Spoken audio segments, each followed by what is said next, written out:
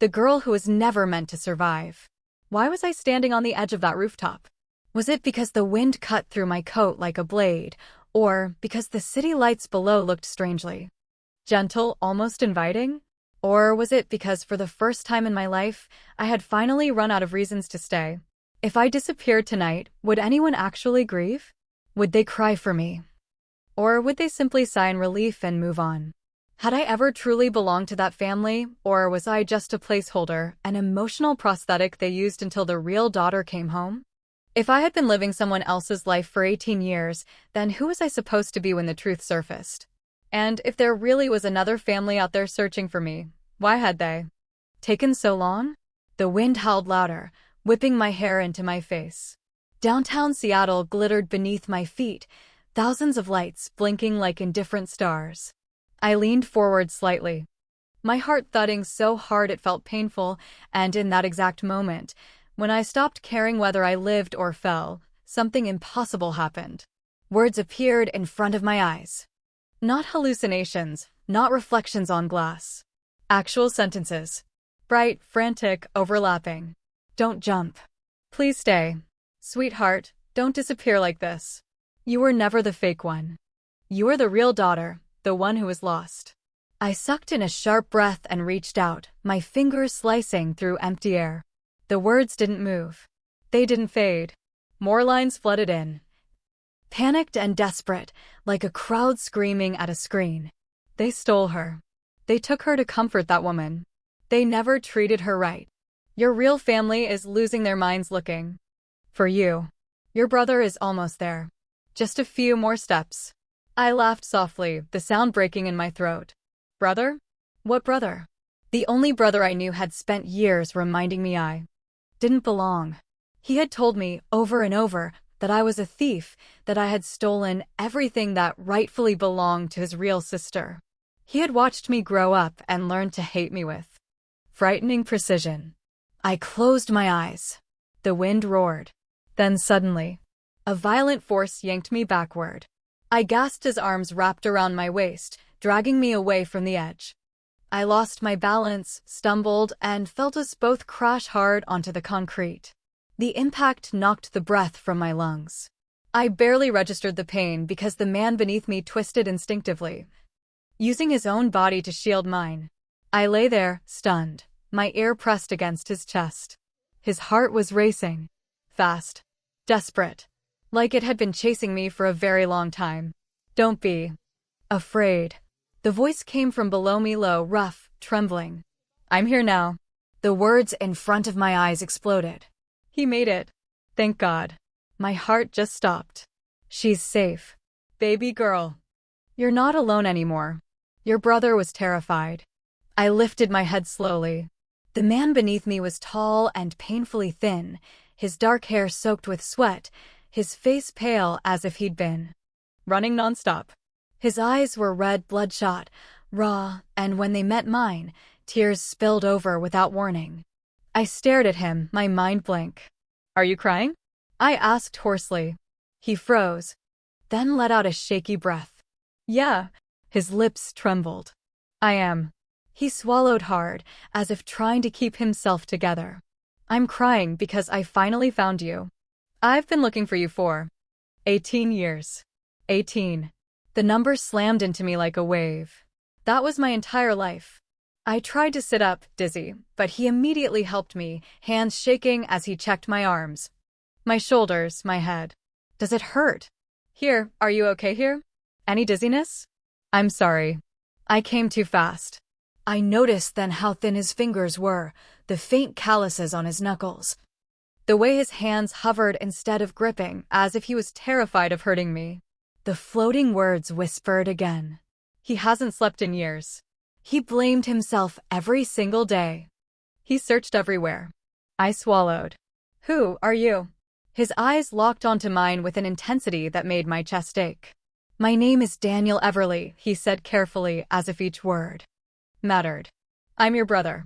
I let out a short, hollow laugh. You've got the wrong person. He shook his head immediately. No, you're not a Morgan.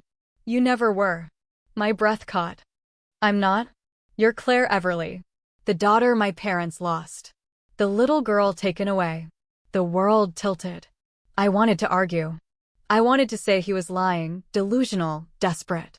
But the words hovering in front of my eyes kept repeating the same truth over and over, relentless. She's real. She was always real. Daniel guided me away from the edge, sitting me down against the rooftop wall where the wind couldn't reach as sharply. He crouched in front of me, careful not to block my view of the exit, as if afraid I'd run. He began to talk. He told me about a little girl who loved drawing suns on walls. About a third birthday cake shaped like a rabbit.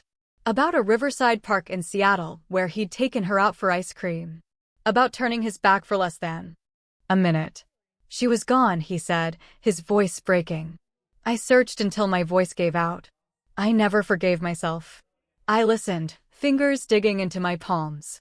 I remembered nothing. That emptiness terrified me more than the rooftop had. Daniel noticed my hands shaking and gently placed his palm over mine. His touch was warm, grounding. It's okay if you don't remember, he said softly. You were so small. We'll make new memories. I looked at him then, really looked. He was exhausted. Too thin. Too quiet for someone his age. I reached up without thinking and wiped the tears from his cheek. Don't blame yourself, I said. You were just a kid. The words appeared again, gentler now. She's comforting him. She's always been kind. Daniel pulled me into his arms, holding me as if I might vanish again. I'm sorry, he whispered. I rested my forehead against his shoulder. It's okay. At least you found me. After a long silence, I asked the question that had been clawing at my chest. If I hadn't been lost, what would my name have been? Daniel smiled through tears. Claire Everly. Claire means light. Everly means strength. My parents just wanted you safe. Claire Everly. The name settled into my bones like something that had always been waiting for me. But before the warmth could fully bloom, a familiar, mocking voice cut through the night. Well, Daniel, I told you, a woman sneered behind us. People like her don't really want to disappear. My body went rigid. I knew that voice. I turned slowly. Emily Morgan stood there, dressed in white, her arm looped possessively through Ryan Morgan's. The brother who raised me. The brother who hated me. Ryan's gaze landed on me. Cold and furious. Claire, he snapped. How much longer are you planning to embarrass us? Daniel stood instantly, placing himself between us. Who are you? He demanded. Ryan scoffed. That's Rich. He pointed at me. Get away from her. She belongs with us. I heard my own voice tremble, but this time it didn't break. I don't belong to you anymore. And for the first time in my life, I meant it. How did they find me up here? Was it coincidence, or had they been watching the whole time? And why did Ryan Morgan look like he wasn't just angry, but terrified? Like he'd arrived a second too late to stop something he couldn't control? If I really didn't belong to them anymore, why did my skin still react to his voice the way it always had, like a trained animal flinching at a whistle? Ryan took one step forward, jaw tight, eyes hard, and Daniel moved with him, blocking my entire body with his own like it was instinct. Emily Morgan's smile didn't reach her eyes. It never did. She wore concern like jewelry, polished, expensive, fake. Claire, Ryan said again, slower this time, like he was talking to someone stupid. You're coming home. Daniel didn't blink. She's not going anywhere with you. Ryan's gaze finally slid to Daniel. The first time he really looked at him. He took in Daniel's thin frame, his pale face, the dried tear tracks, and something about that made Ryan's mouth twitch with contempt. And you are? Daniel's voice didn't rise, but it sharpened. Daniel Everly. Her brother. Emily made a small sound, half laugh, half gasp. Brother. She turned her head slightly, eyes flicking over me like I was an outfit she was deciding whether to return. That's dramatic. Ryan's expression changed, not into disbelief, not exactly. Into calculation. Like a man seeing a problem grow teeth. I stepped out from behind Daniel just enough so they could see me. My knees still felt weak from the edge, from the fall, from the fact that my entire life had been ripped open in 10 minutes. But my voice came out steadier than I expected. My name isn't Claire Morgan, I said. Ryan's nostrils flared. Stop. My name is Claire Everly, I said, forcing each syllable to land. And I'm not your sister. Not yours. Emily's eyes flashed quick, ugly, then gone. Oh, come on, she said, soft and sweet. You're really doing this? After everything Mom and Dad did for you. Mom and Dad. She said it like a weapon. Ryan shifted, shoulders tensing. Don't make this harder. Then it has to be. You embarrassed Emily. You embarrassed all of us. And now you're up here with his eyes flicked at Daniel again, some random guy you found to play hero. Daniel moved like a spark hit gasoline. Random? He stepped forward, voice suddenly raw. She was stolen. The word cracked the air. Ryan's face went still. Emily's smile froze, too perfect to be real. Daniel pointed at them, his hand trembling with rage, not fear. You don't get to stand here and act like you own her. You don't get to call her yours. She is not yours. Ryan laughed once, sharp. Stolen? That's insane. My father found her. He saved her. Daniel's eyes burned. Did he call the police? Ryan's jaw flexed, like the question was a slap. Emily leaned into Ryan. Voice gentle like she was calming a dangerous dog. You don't know what you're talking about, she said. Our mother wasn't well back then. She lost me. She needed something to hold on to. It wasn't anyone's fault. My stomach turned. Needed something to hold on to. A replacement. A bandage. A doll. Ryan lifted his chin. Claire was abandoned. My father brought her home. End of story. Daniel's laugh was ugly. Abandoned. He looked at me, like he was asking permission, like he wasn't sure I could handle it. Then he looked back at them, and his voice dropped into something lethal. When she went missing, she was wearing a white coat with embroidered initials. Her name. Her family's name. My mother had it custom made. Abandoned kids don't wear custom coats. Emily's lips parted, just slightly. Ryan's gaze sharpened. I felt the world tighten around my ribs. Daniel turned to me, gentle again, like switching modes was his only skill left. Claire. He said softly, do you want to leave? Leave. Not go. Not come. Leave. A question. A choice. A door. My throat stung. I nodded once. Ryan's face snapped. No. He lunged forward. Hand reaching for my wrist the way it always did, the way he did when he dragged me out of rooms, out of arguments, out of existence. Daniel reacted before I even processed it. His fist slammed into Ryan's face. It wasn't a wild swing. It was precise. Controlled. Like Daniel had imagined this moment 1,000 times and rehearsed how it would look, how it would feel, how far he'd have to go. Ryan staggered back, shocked more than hurt. His hand flew to his cheek. Emily screamed. You hit him, she shrieked, like she couldn't believe the universe would allow it. Daniel stepped between me and them again, breathing hard. His knuckles were already reddening. Ryan's eyes went black. You don't touch me, he said, voice low. You don't. Daniel cut him off. You don't touch her. Ryan looked past Daniel, right at me, like Daniel wasn't even there. Like I was still something he could command with a tone.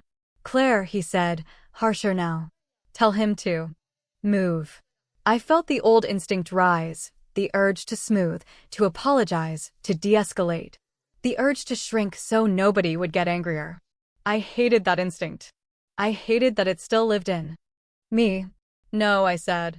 Ryan blinked once. Emily's face twisted, her composure cracking. Are you kidding? She hissed at me. After all the years you lived in our house, you're going to stand there and let him punch my brother. Our house. Not your home. Our house.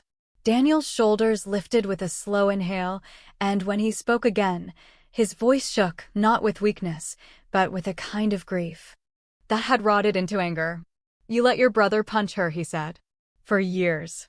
Ryan's gaze snapped to Daniel. What did you just say? Daniel didn't flinch.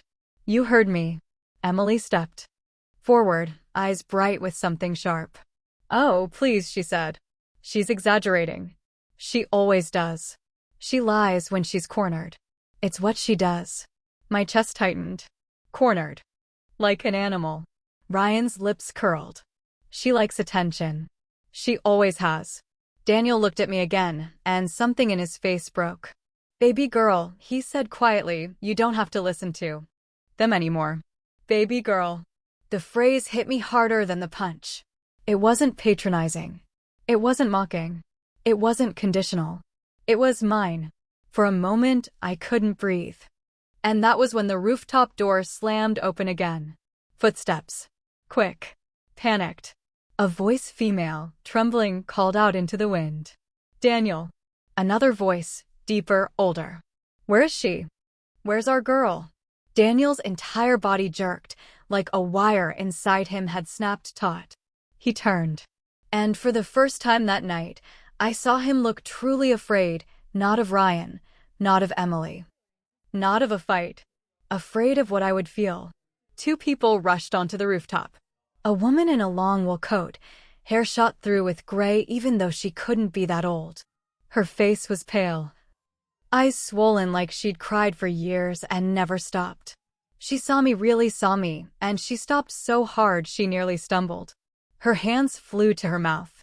Oh my God, she whispered. A man stood beside her, shoulders rigid, eyes red, jaw tight like he'd been clenching it for decades.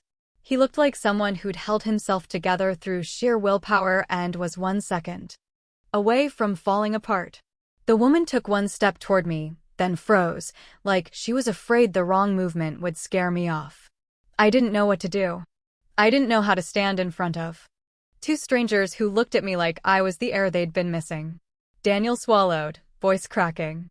Mom, he said softly. Dad. The woman's eyes filled instantly. She didn't run at me. She didn't grab. She didn't claim. She just spoke, like a prayer. Claire, she whispered. Then corrected herself, like she was desperate to get it right. No. Two. I stiffened. I hadn't told them that name. Daniel had. Or maybe the name lived somewhere else, somewhere older than my memory. Daniel stepped closer to me, hand hovering near my shoulder without touching. Mom, he said carefully, her name is Claire. Claire Everly. The woman nodded like she was trying not to shatter. Claire, she repeated. My baby? Ryan made a sound behind me, half laugh, half disbelief. What is this? He snapped. Some staged reunion? You brought your parents up here too.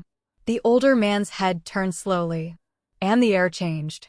The way it changes when someone with real power enters a room without raising their voice.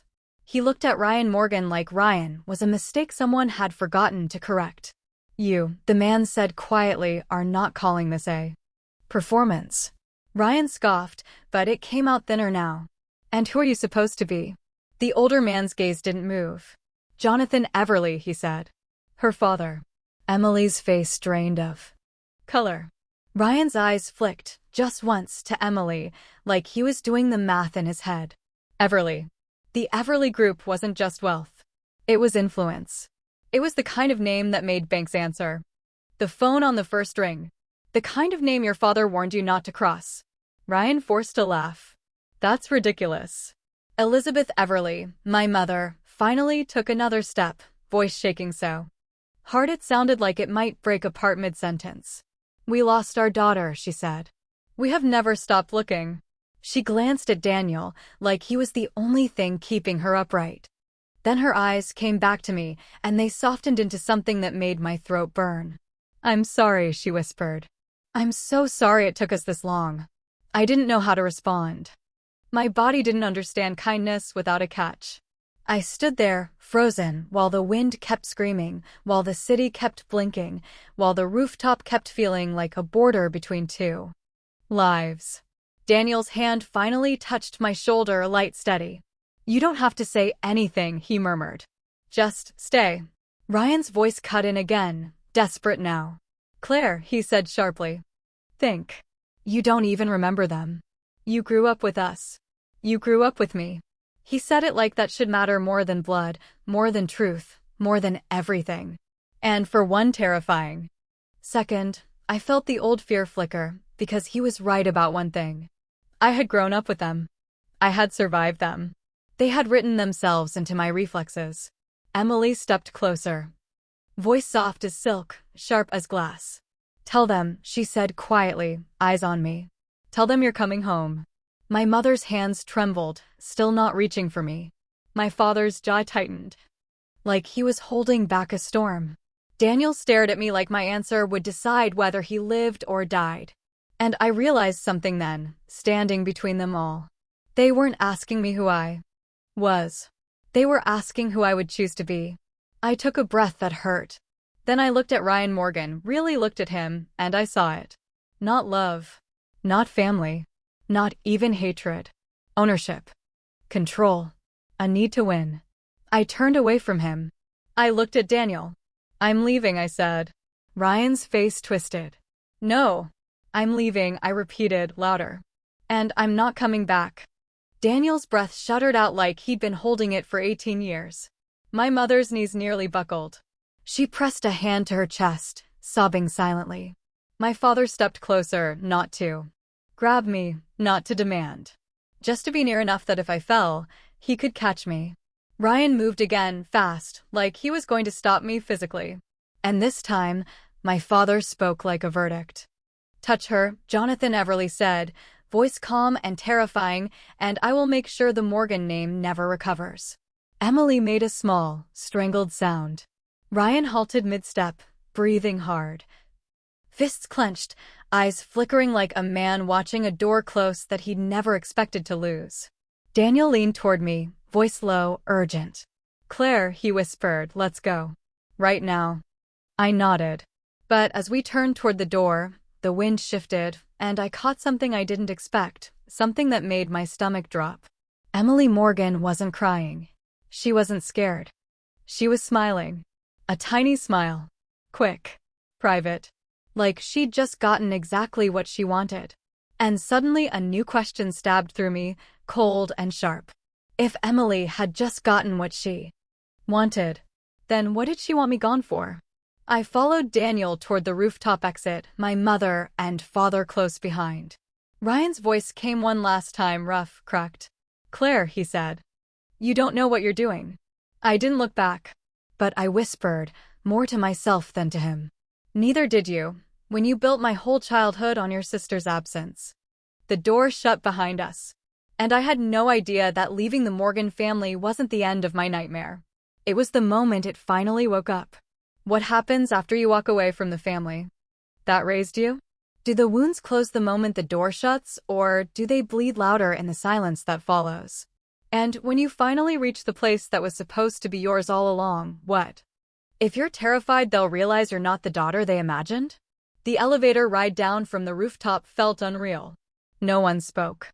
The hum of the cables sounded too loud, like the building itself was listening. Daniel stood slightly in front of me, his body angled protectively, one hand hovering near my elbow without touching. My mother, Elizabeth Everly, kept stealing glances at me through the mirrored wall, her eyes wet, her lips trembling every time she tried to smile. My father stood rigid, jaw clenched, like he was afraid if he relaxed even a fraction, everything would collapse.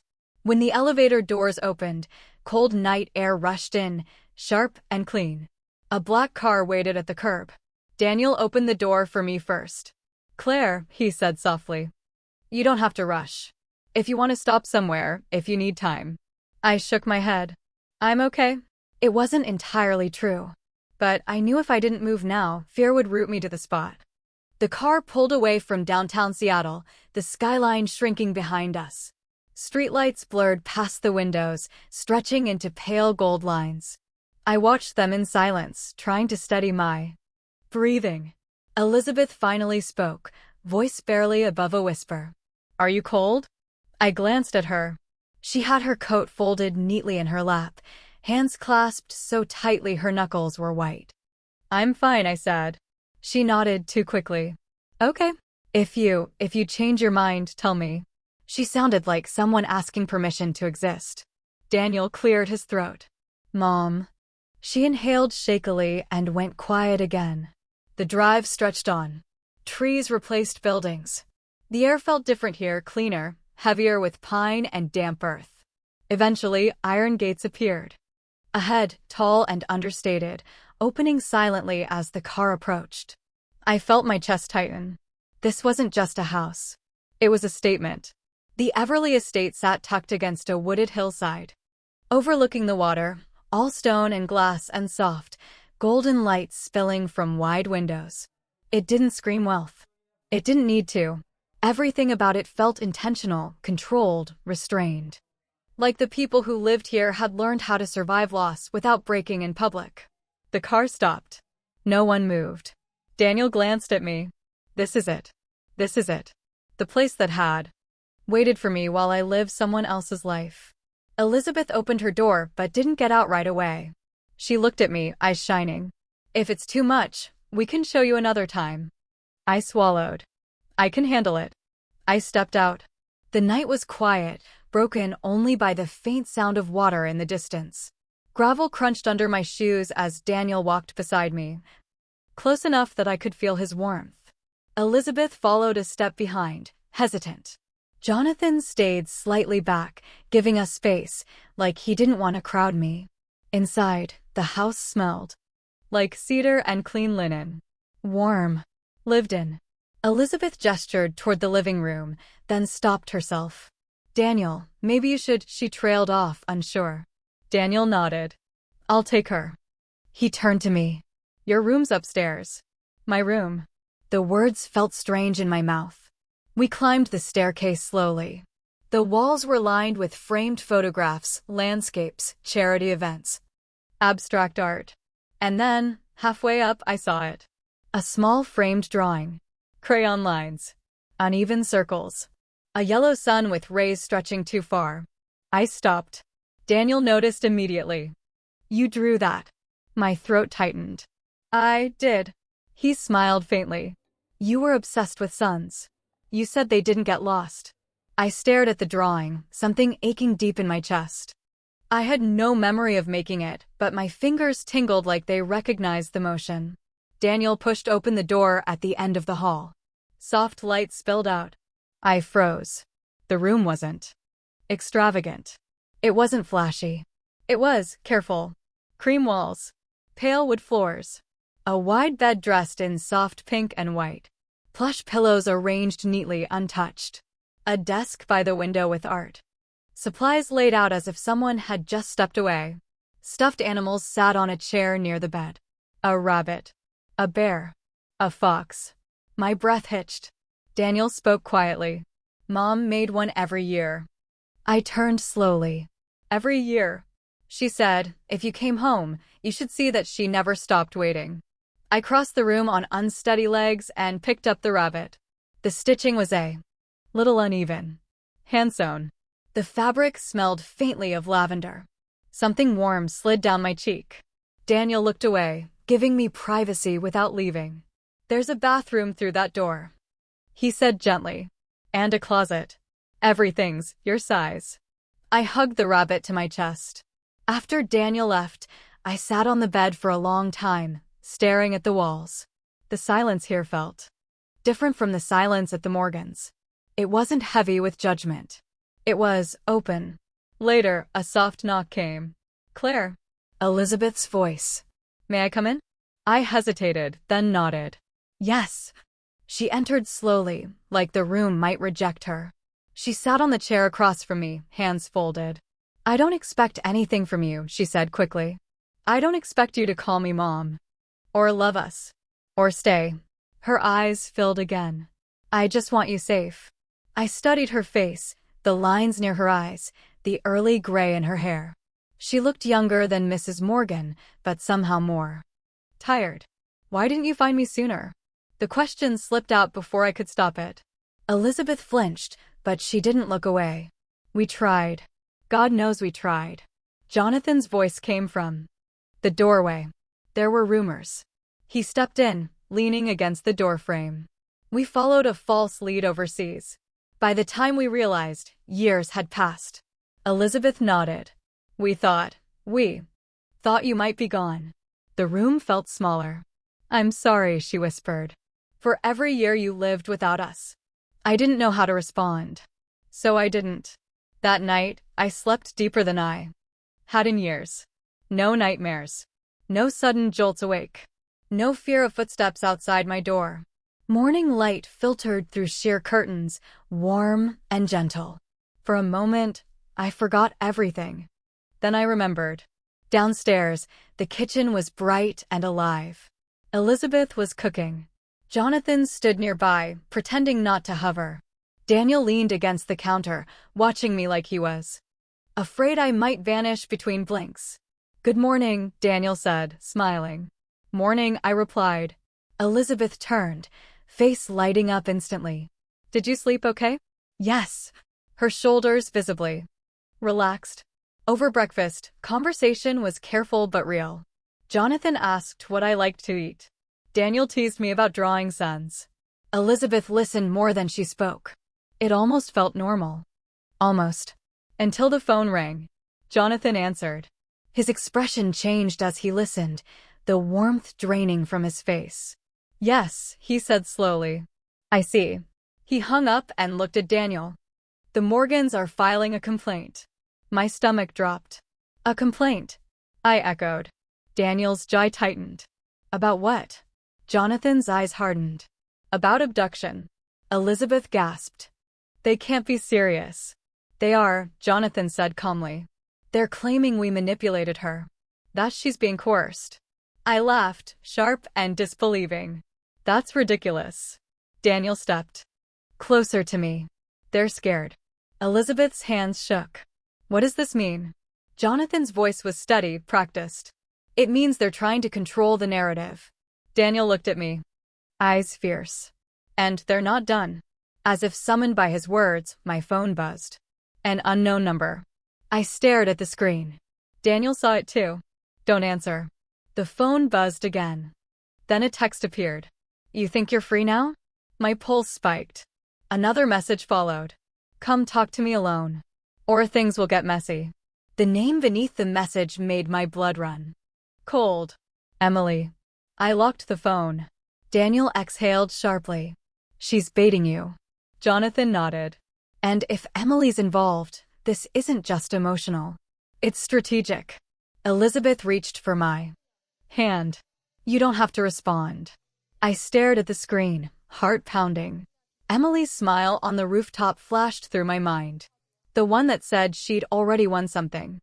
What if she doesn't want me back? I asked slowly. What if she wants me gone, permanently? Daniel didn't hesitate. "Then we protect you." Jonathan's voice was iron. "No matter what." I believed them. But as I stood there in the Everly kitchen, surrounded by people who wanted me, I realized something chilling. The Morgans weren't trying to bring me home. They were trying to erase me.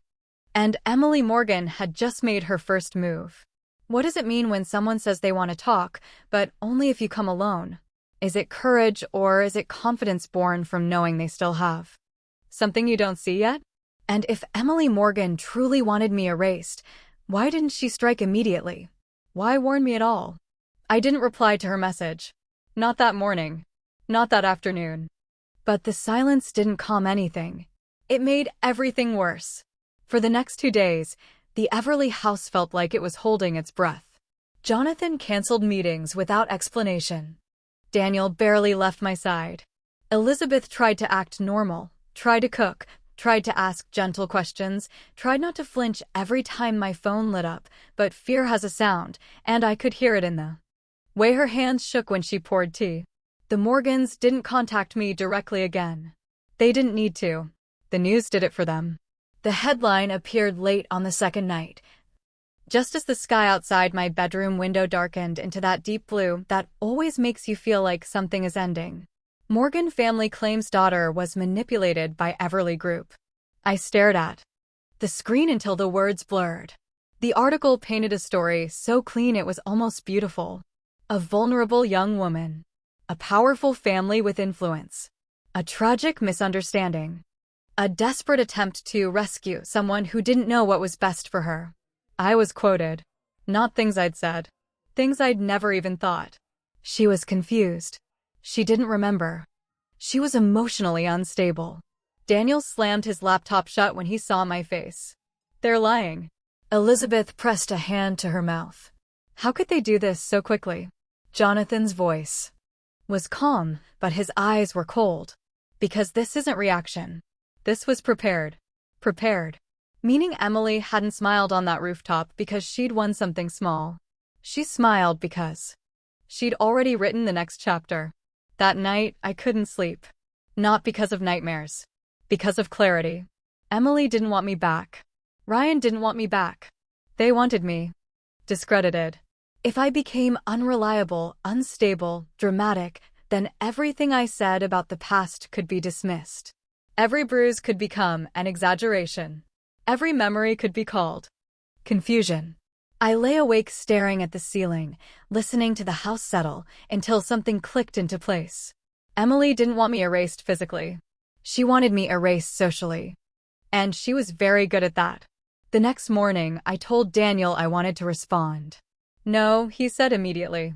I need to, I replied. Jonathan looked at me carefully. Respond how? On my terms. Elizabeth's face went pale. Claire. I won't go alone, I said. And I won't meet her privately.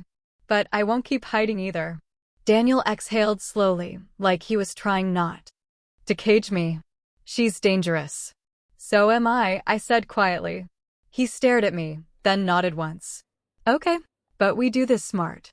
The meeting was set for a charity gala 3 nights later. Public. Crowded. Impossible to control quietly. Emily agreed too easily. That should have been the warning. The night of the gala, the Everly house buzzed with controlled urgency. A stylist adjusted my dress. Elizabeth hovered nearby, hands clenched. Jonathan spoke softly with security. Daniel stood in the doorway of my room, watching me. You don't have to prove anything, he said. I'm not. I replied. I'm choosing. The ballroom was flooded with light and music when we arrived. Crystal chandeliers. Soft laughter. The curated ease of people who had never been afraid of falling. Eyes turned. Whispers followed. I felt them slide over my skin, but they didn't crush me this time. Emily spotted me immediately. She wore silver, her hair swept back elegantly. Her smile flawless. Ryan stood beside her rigid, his gaze flicking between me and Daniel like he was bracing for impact. Emily approached first. Claire, she said warmly, as if we were old friends. I'm glad you came. So am I replied. Her eyes narrowed for half a second. Can we talk? Daniel shifted closer. Here. Emily laughed lightly. Of course. Transparency is important. She leaned in, voice low enough only I could hear. You look calm. I am. Good, she said. That makes this easier. The music swelled. Emily raised her glass and tapped it. Gently. The sound carried. I'd like to say something, she announced sweetly. The room quieted. I felt Daniel tense beside me. Emily smiled, eyes glinting. I've been heartbroken watching someone I once called family struggle so deeply. Mental health is so important, especially when someone is under outside influence. The word landed like poison. She turned toward me all sympathy. Claire, we love you. And when you're ready to come home, when you're thinking clearly, we'll be there. A murmur rippled through the crowd. I stepped forward. No, I said. The word cut through the room sharper than her speech ever could. Emily blinked. Claire. You don't get to diagnose me, I continued, voice steady. You don't get to rewrite my life because it's inconvenient for yours. Ryan stiffened. That's enough. I looked straight at him. You taught me silence. I learned it very well. But I'm done using it for you. The room was utterly still. Emily's smile wavered. Jonathan stepped forward then, calm, authoritative. For the record, he said, all claims made by the Morgan family are false. Evidence has already been submitted. Gasps. Emily's eyes flashed. Evidence. Daniel spoke next.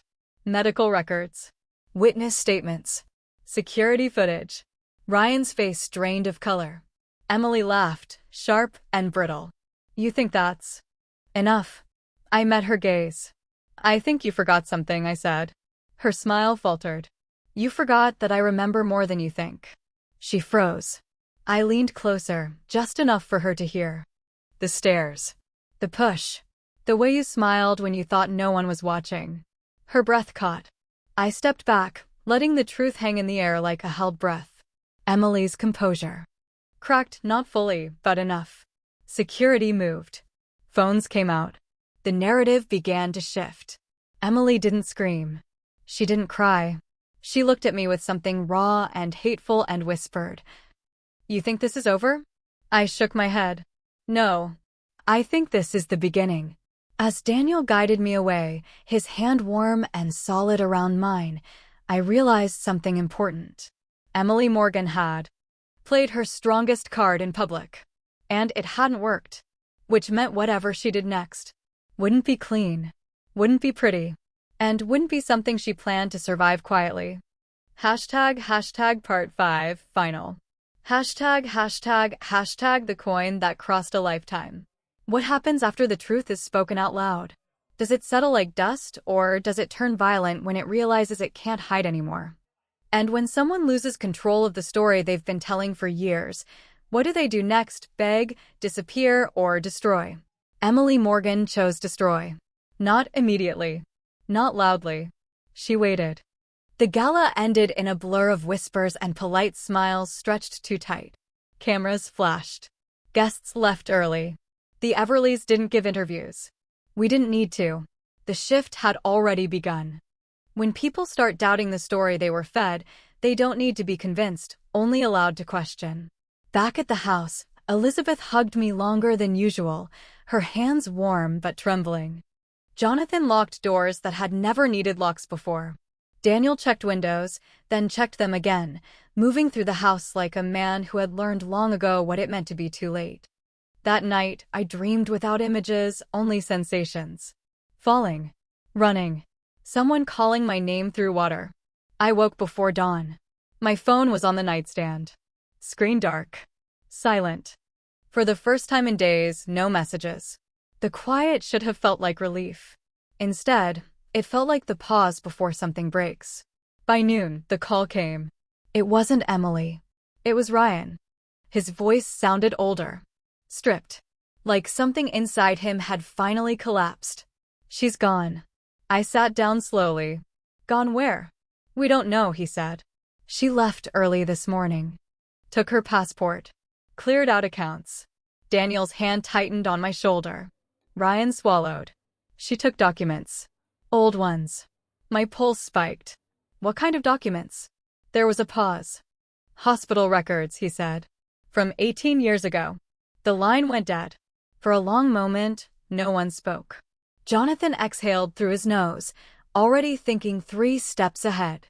"She's not running," he said calmly. "She's repositioning." Daniel's jaw clenched. "She's trying to flip the board." I felt cold suddenly. "She's going to prove I'm lying." Elizabeth shook her head immediately. "She can't." "She'll try," I said. And she did. 2 days later, the story broke. Not in a tabloid. Not in gossip columns. In court. Emily Morgan resurfaced with a civil filing, an accusation wrapped in legal language sharp enough to cut. She claimed my adoption had been lawful. That I had been abandoned. That the Everleys had fabricated evidence to steal me for leverage against the Morgans. And at the center of it all, a single document. A hospital intake form, dated the night I disappeared. The form listed me as unclaimed. No parents present. No identifying items recorded. No report filed. A perfect lie. Elizabeth broke down when she saw it, sobbing into her hands. "That's not true," she whispered. "I was there. I never left her alone." Daniel paced the room like a caged animal. "She altered it." Jonathan didn't raise his voice. He didn't need to. Then we find the truth beneath it. The trial moved fast. Too fast. Emily wanted momentum. She wanted pressure. She wanted me on display. She got me. On the 3rd day, I took the stand. The courtroom felt smaller than the rooftop had. No wind. No edge. Just eyes. Emily sat across from me, composed, grieving, believable. The perfect victim of powerful people. When it was my turn to speak, my hands didn't shake. I told them about the house, about the silence, about the way love was rationed and withdrawn. I told them about the stairs. Emily's attorney smiled sympathetically. Memories formed under emotional distress can feel very real, he said gently. But feeling isn't fact. I met his gaze. Then let's talk facts. I turned to the judge. When I was 3, I said, my brother lost me in a park. I remember nothing of that day, but my family does. Daniel stood behind me, pale, eyes locked on the floor like he was holding himself together by force alone. My mother had a custom coat made for me, I continued. White. Wool. My initials embroidered inside. Emily's attorney tilted his head. And yet the intake form lists no identifying items. Yes, I said calmly. That's the problem. The courtroom shifted. Jonathan rose. Your Honor, he said, may we submit Exhibit C? The judge nodded. A photograph appeared on the screen. An old one. Faded. Grainy. Taken from a storage locker that had belonged to a retired ER nurse. The nurse had come forward 2 nights earlier after seeing Emily's filing on the news. The photo showed a small coat. White. Wool. Child-sized. With initials stitched inside. The courtroom erupted. Emily stood abruptly. That proves nothing. Jonathan's voice cut through the noise. The nurse kept it because she was instructed not to log it. Silence. She was told the child had already been claimed, Jonathan continued evenly, by a man who signed the release. Ryan Morgan. Emily turned slowly toward him. Ryan didn't look back. His shoulders sagged, like the weight had finally crushed him. She told me it was necessary, he said hoarsely. She said it would protect our mother. Emily's face twisted, not in panic. Not in fear. In rage. She laughed. A short, sharp sound that echoed too loud in the quiet room. So that's it, she said. You're going to pretend you're innocent now? The judge banged the gavel. Ms. Morgan. Emily ignored him. She looked straight at me. You think this makes you special? She snapped. You think because they wanted you more you win? Her voice cracked. I came back to nothing, she hissed. Nothing but guilt and expectations. You were loved without knowing it. I had to earn everything. I stood. By hurting me? I asked softly. She opened her mouth. And for the first time, had no answer. The ruling came swiftly after that. The Morgan filing was dismissed. The altered document was flagged for criminal review. The truth stood. Emily didn't cry when the decision was read. She stared at me with something hollow and burning, then turned away as security escorted her out. That was the last time I saw her. Ryan pled guilty weeks later. A reduced sentence. Cooperation. Consequences. The Morgan name faded quietly, the way empires often do, not with fire, but with indifference. Winter came. And for the first time I could remember, it wasn't cruel. Snow dusted the Everly grounds in soft layers. The house glowed warm against the cold. Elizabeth hummed while cooking. Jonathan read by the fire. Daniel sat at the table across from me, sketching in a notebook. You still draw suns, I said. He smiled. They don't get lost. On New Year's Eve, we made dumplings together, laughing when flour ended up everywhere. Elizabeth tucked something into one of them when she thought I wasn't looking. When I bit into mine, metal clicked against porcelain. A coin. Everyone froze. Daniel laughed first. Guess that means good luck. I held it in my palm. It was old. Worn smooth. Elizabeth's eyes filled. Your brother found it years ago, she said softly. At a temple overseas. He said, if he ever found you, he'd give it to you. Daniel rubbed the back of his neck, embarrassed. It was stupid. It wasn't, I said. That night, after the house grew quiet, I dreamed again. But this time, I saw him clearly.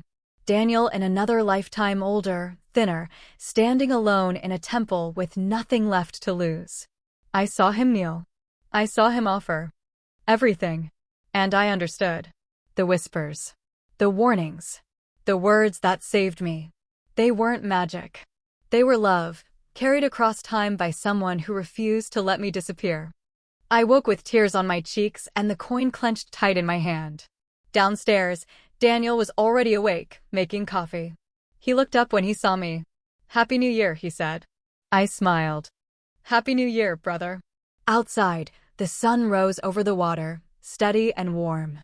And for the first time in my life, I knew exactly where I belonged. Not because someone claimed me, but because I chose to stay.